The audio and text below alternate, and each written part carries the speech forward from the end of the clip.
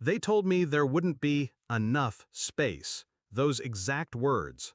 Not maybe next year, not things are tight, just there won't be enough space for you at the retreat.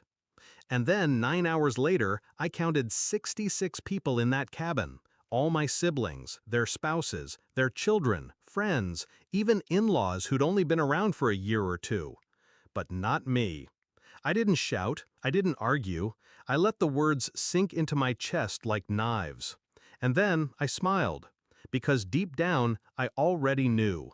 This wasn't about space, it was about erasing me. I remember the first year we did the retreat. My father grilling on the porch, my mother laughing with her glass of wine.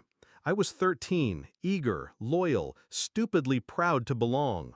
Back then, I thought family was unconditional, that no matter what storms came, blood would hold.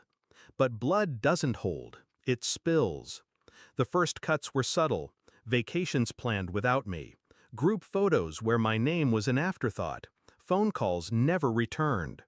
I told myself it was nothing, but silence repeated enough times is a language, and I understood it.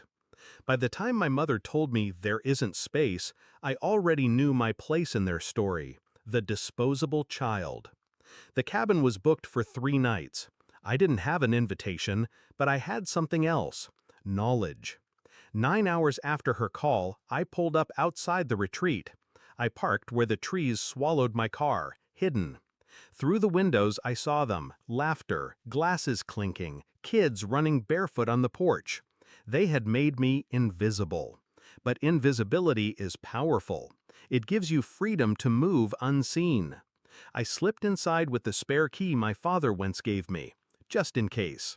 The irony was sharp. I moved quickly, quietly. My siblings never changed. Careless, loud, distracted. They didn't notice the shadows bending behind them. My first stop was the pantry. Boxes of food stacked neatly for the weekend feast. I took my time, switching labels, salting desserts, pouring out expensive wine and refilling with bargain store vinegar. Not enough to sicken, but enough to ruin. Then the power. The generator was outside, humming steady. I loosened the wires, just enough to fail when strained. Not immediately, but in the middle of dinner, when the house was buzzing with heat and music. Finally, the photographs. Framed pictures lined the hallway, last year's retreat. Grinning faces, a family united. Except, not really. I slipped mine in. A copy of the one photo where I stood in the corner, half cropped out. A reminder, a ghost among them. By evening, the house was glowing with noise. I stayed outside, watching. I wasn't there to join. I was there to undo. Dinner began with laughter. My mother at the head of the table, radiant, smug. "So glad everyone could make it," she toasted. The words hit me like spit. Everyone. The first bite drew frowns. The roast was bitter, oversalted.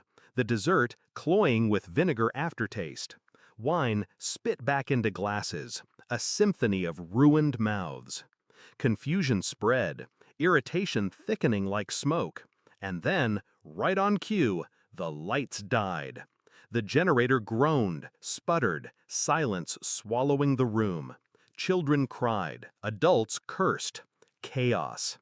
I heard my mother's voice rise above the dark, sharp and panicked. She had built this retreat as her stage, her kingdom, and now it was crumbling in her hands. I stepped forward.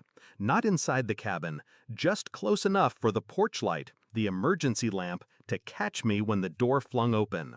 It was my brother who saw me first. His face drained. Then my mother. She froze, as if seeing a ghost. I didn't speak. I just held up my phone. The screen glowed with a recording, her voice, cold and dismissive, telling me there wasn't enough space. Her words echoed through the silence of the night, louder than any scream.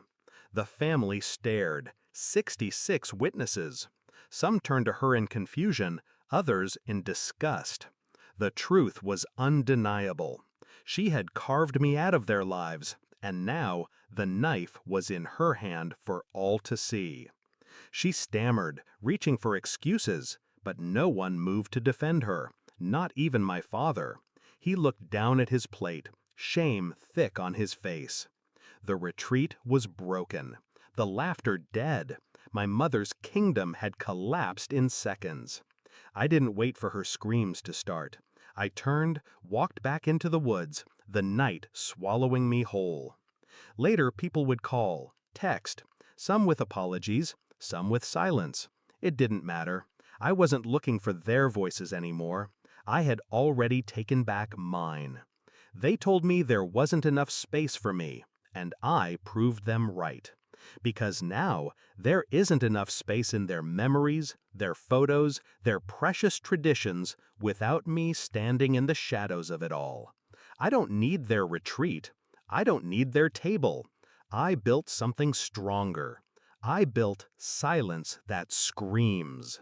And in that silence, I finally belong to myself.